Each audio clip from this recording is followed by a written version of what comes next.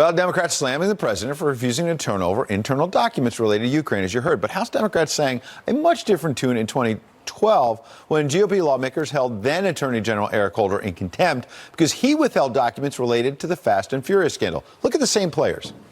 Been a political exercise all along. The contempt resolution against the Attorney General is a lamentable distraction. Republicans are contemptible in what they are doing today. When history looks back at this moment, this will not be a pretty moment for this country. Joining us now to discuss, former DOJ official and senior legal fellow at the Heritage Foundation, Hans von Spakovsky. Good to see you, Hans. Good morning. It's good to see young Adam Schiff, a little younger, same guy, saying the complete opposite point. Yeah, look at now and then and compare the two. Right now, we have them investigating the lawful conduct of the president under the very broad authority that he has under the Constitution to conduct foreign policy. But if you look back then, what was going on?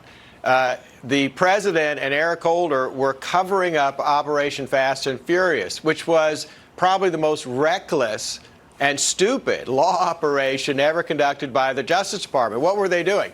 They were violating federal gun laws to get weapons illegally into the hands of criminals and then allowing them to smuggle them across the border into the hands of the Mexican drug cartel, where these weapons were used to kill literally hundreds of Mexican citizens and a U.S. border agent. I mean, the contrast is unbelievable between those two. But what about the contrast? If we're going to hold the Democrats' feet to the fire for what they were saying in 2012, there are a lot of Republicans who in 2012, as you know, who were saying, we want these documents.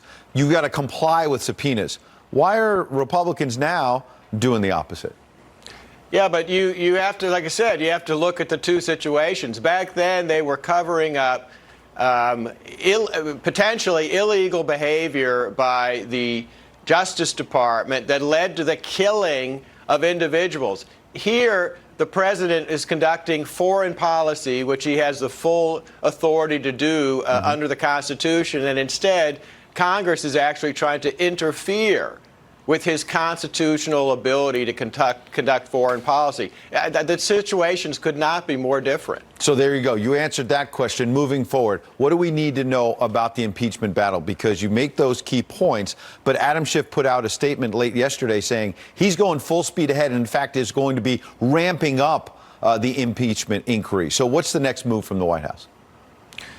Well, I think they've made their move, which is to say, look, if you're going to conduct an impeachment inquiry, the entire House needs to vote on it and authorize it, because it's the House that's given the power to conduct impeachment, not the Speaker. Plus, they haven't laid out the rules under which it's going to be conducted. Right. And it needs to be as transparent as possible. It's been happening behind closed doors, not transparent, as you say. And also, if they went by that process, the Republicans would have subpoena power and want to bring in Hunter Biden and others. So far, the Democrats are blocking that. Hans, appreciate you coming in.